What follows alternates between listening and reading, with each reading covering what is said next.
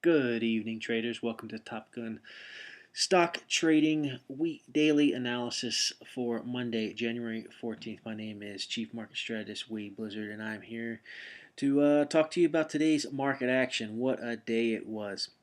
Looking at the 10-minute chart, you can see the market basically opened a little bit lower, got some buy action in the morning, and then just hit that top level there that we got our line drawn in and just sold off. It couldn't get above this all-time high, and then the sellers appeared. Uh, and this is all institutional selling. We talked about last week that we're trying to get a short off on this market via the SDS, or 2 times the spiders. I said Monday afternoon. This afternoon I was looking to get that short off if the market was still floating higher. We talked also last week about January 15th being our minor cycle date, that we'd see some downside action, and I mentioned it'd be plus or minus 2 days. I mean, it's tough to get the nail down the exact day. You just know it's coming, that you're in a window here for the for market downside. And to be honest with you, any person with any common sense can tell you the market's at all-time highs. The probability is that you got some downside action. It's just when it's going to come. All right, here at Top Gun Stock Trading, using proprietary methods, we could tell you that the time was near, and the reason why I didn't short it on Friday was because Monday is usually a light trading volume and usually a light volume float, and the action comes in on Tuesday. But as you can see, we got some sell side action here, and we got 181.50 offering support there, and you see the market close right above that 181.68. I'd like to also show you what clued me in to this action today. As you can see, back on the beginning, the first week of the year, there you had a I won't show you, can't, it's not on this chart, but you see some the first day of the trading year.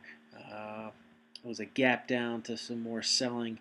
You see it kind of floated up and down here a couple days, and then the low was put in on the 6th of January, almost 1 week ago to the day this low was put in. You can see following on the 7th 1 week ago last week, you gap up and you see some sideways consolidation, basically putting in a in spirit of bullish pattern. We talked about what those patterns look like. You get the large move up, and then sideways consolidation is normally portends a higher move. But at the tops of markets, bullish flags tend to have a higher failure rate, just like in the bottoms of markets, the bear flags have a higher failure rate. What clued me into the weakness in this market? You see on Wednesday, you see the gap up, and then you see the sell side action comes in.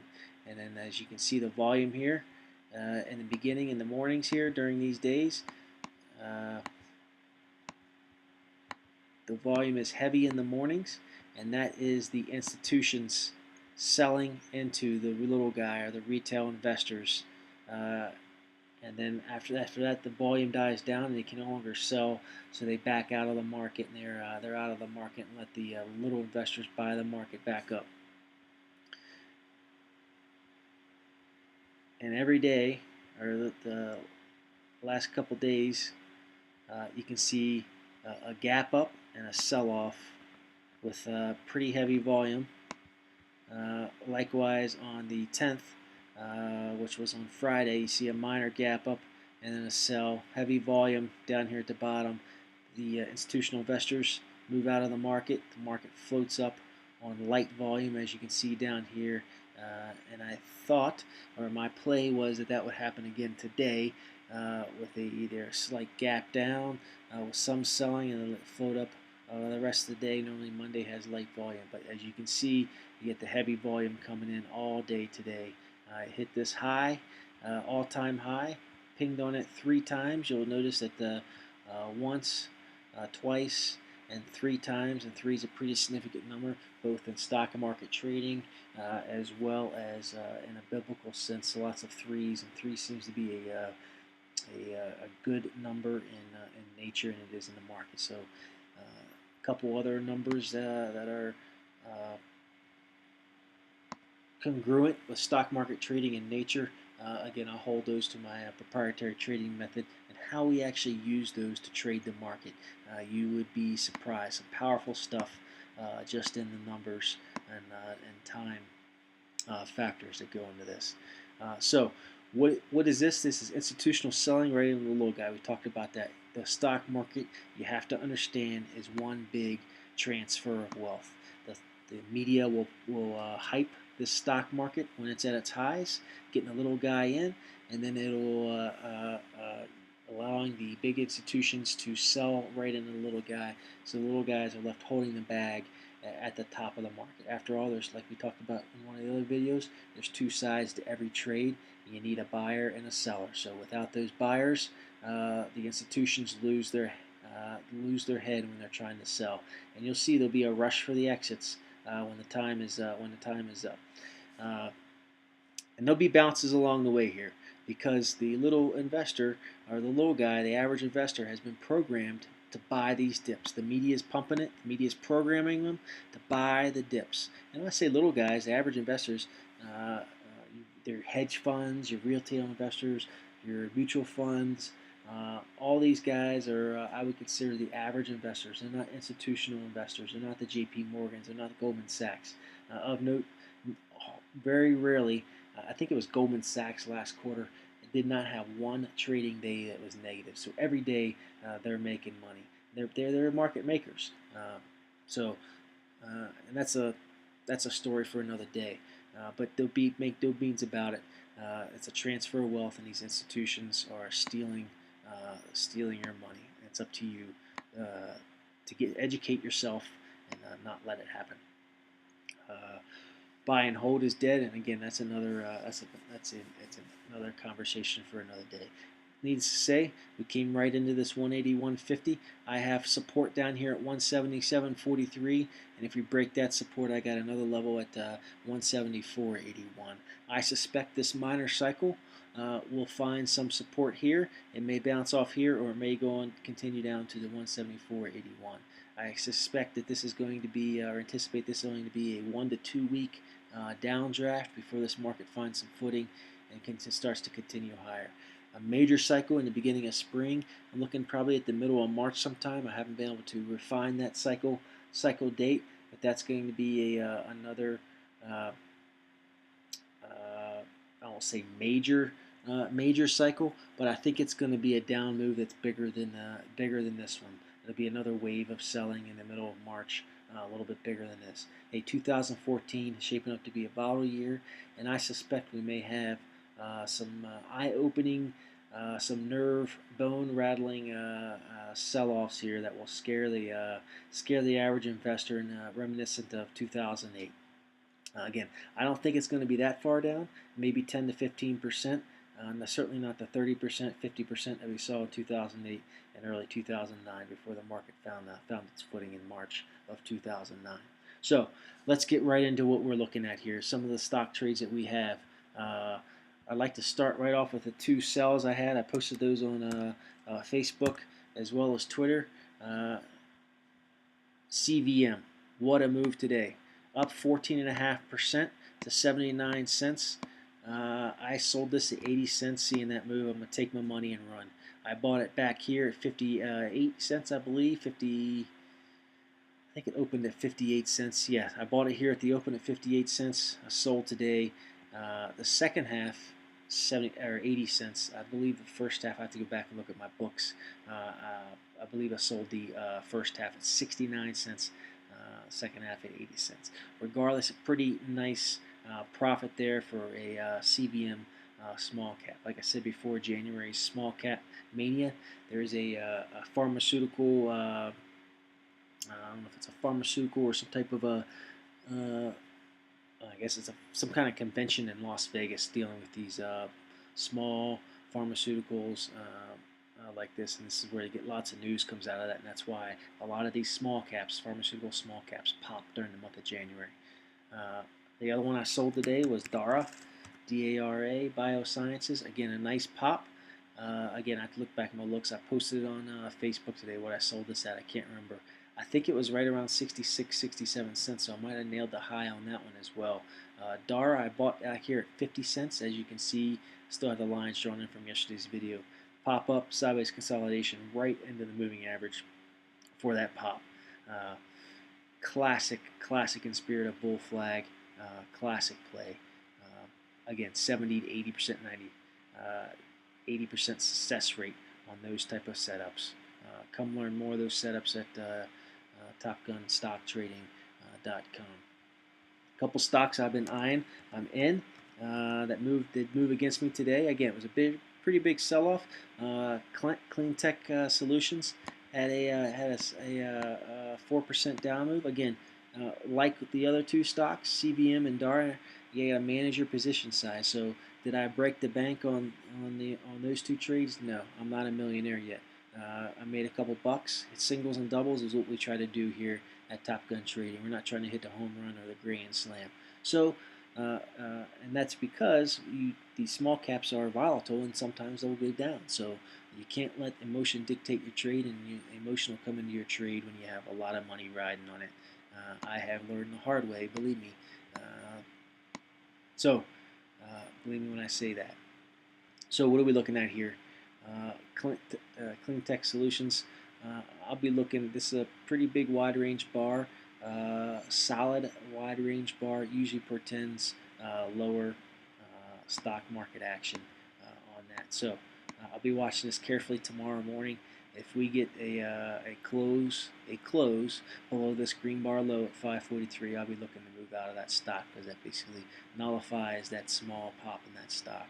It'll be below the 20 moving average. So I'll be looking at that. Again, that price is at 543, and that's going to be a close. So it'll be in the afternoon tomorrow. Looks like it's going to close below 543. I'll be moving out of that, and I'll post that on the Top Gun Journal on my website. What else we got? DXM. Talked about this. I'm not sure this is on the if this is on a Fox 3 alert or not. This move down, a 5% move down.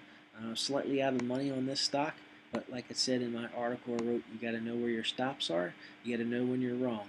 If this confirms tomorrow below this purple line, this trend line I have, I'll know I'm wrong and I'll look to move out. That confirmation will be a close below today's price action. So I'll be looking to move out of that if that is the case. And again, I use confirmation here as a proprietary technique to avoid the whipsaws, and I'll try to whip the little guy out of your trade. I think I talked about JCPenney's, my buy level about 624. Looking at today's action, pretty solid down move, about 9% down. That's some pretty big momentum to the downside. So I'll be eyeing up the 624 level pretty good.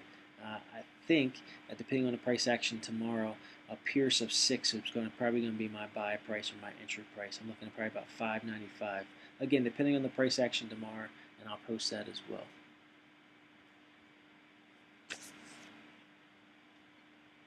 Looking at, we talked about the win trade. I don't believe I posted this on the Fox 3 alerts. But anyway, nice reversal candle and win. High today at 209.74. Anytime you can get a all-time high on a stock, 209 with I won't say heavy volume, but higher than average volume in the stock market, and the price of the stock equity ends down.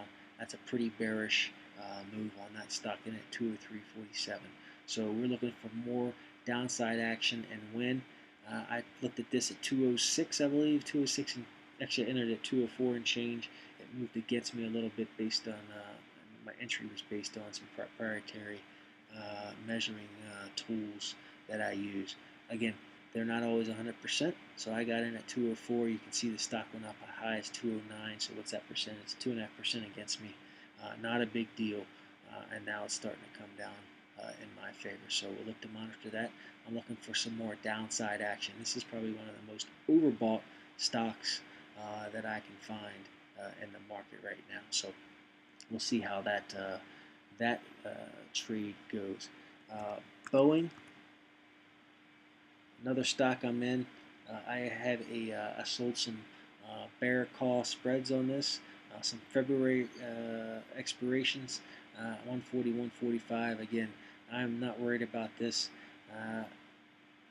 Again, confirmation technique kept me in this trade here at the top as it closed below this high right here. So it kept me in that trade, and it looks like we might be on the downside. The top might be in Boeing as well. I have a feeling the top might be in a lot of these stocks, including the overall indices themselves, for a couple weeks at least. I don't see them getting up to the all-time highs. Actually, probably putting in lower highs as the March cycle date comes in. I was just trying to pull up the volume here on Boeing there, and probably above average volume on that trade today as well. FedEx expires this week for me. Like I talked about all last week, is I like this wide range bar red with inside bar action, and I like this. This is a very bearish signal, and today we got our move down a 1.5%, and I'm looking for further downside action. If I can get a close below this red bar low, 138.26, then the rush is on. It'll be going lower. Again, we'll monitor that. That FedEx spread expires in 3 days, so we're cutting it close here. I'm in the money. 141.72 is my break even. So I'm feeling pretty confident about that trade as well. That will be lower come Friday morning or Friday afternoon at the close. Caterpillar, again, most of the stocks were down today. You can see Caterpillar traded right up into that trend line. Again, learn how to do these trend lines from our proprietary 3D trading technique. Trend lines are basically technical trading 101 on how to draw these trend lines. All right, you see it traded right up into that trend line and sold off. Pretty big price action moving on the downside with that. Now, if I can continue on like with the FDX to the downside, I think we'll be sitting pretty with this Caterpillar trade. Again, that one expires this week as well. I believe that is it. Oh, I think we talked about Yahoo last week. Yahoo had a good move to the downside.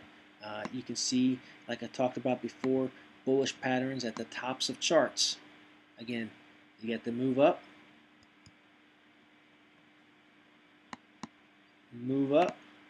sideways consolidation, and it failed. Large range bar there at the end. I erase that lines. I'm just trying to maybe I'll erase them where I can draw more. Trying to draw so you can see it, what I'm talking about there. Wide range red bars or green bars for that matter will tend to move in the same, continue in that same direction. There's a lot of momentum to the downside on Yahoo. The best moves come from failed moves, and this bullish pattern was a failed move to the downside. So expecting more downside action again. What I'm looking for here is to get a close below this low, 39.31, and I think the next stop will be about, well, I'll probably be at the 50, be minor support there at the 50 at 37.30 for Yahoo. I wanted to look at, we skipped over USO and gold. To be honest with you, I've tried to make a couple of these videos tonight and have been interrupted with personal, family, day-to-day life, so I had to stop them. Stop the videos, that is. So we talked about this 32.52 level, and well, first of all, we talked about this close being a good buy level at 33.19, and then we said, hey, these consolidation here above it, right above that consolidation, right above a level tells you that price, that equity is building pressure to go below that or above it if it's a resistance line. So we took off our trade at 33.19. We said, hey, maybe this trend line as well as this pivot back here at 32.52 is what I think my buy price was going to be.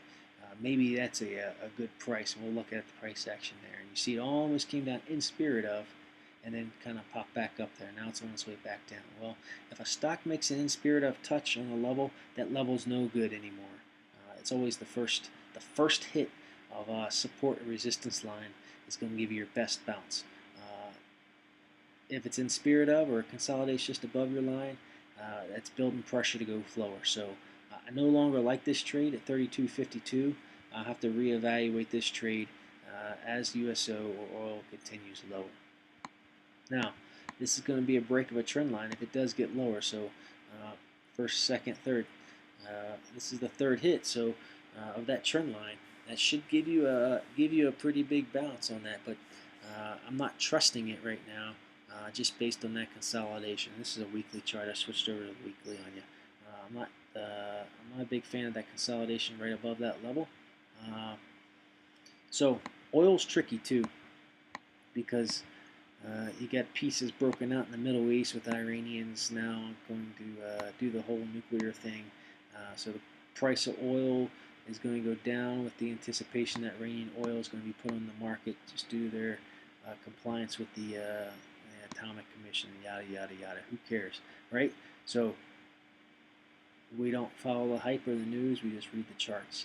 The charts are telling me this may break this trend line and go lower. Okay, so I'm looking for that 80% trade at 80% level, and right now I'm probably looking at a Pierce at $31. Again, we'll update that trade as it comes. Looking at the GLD, where do I think the GLD is going to go? Well, it had a pretty good day today. You get the big fear in the market. You got the interest rates, the treasuries. Looks like they were flat today. 2.82%, 10-year treasury. So anyway, gold is a fear haven. So in other words, when there's fear in the market, people go to gold. And you can see it's catching a bid here. We talked about that 116 level. Never made it down there. So be it.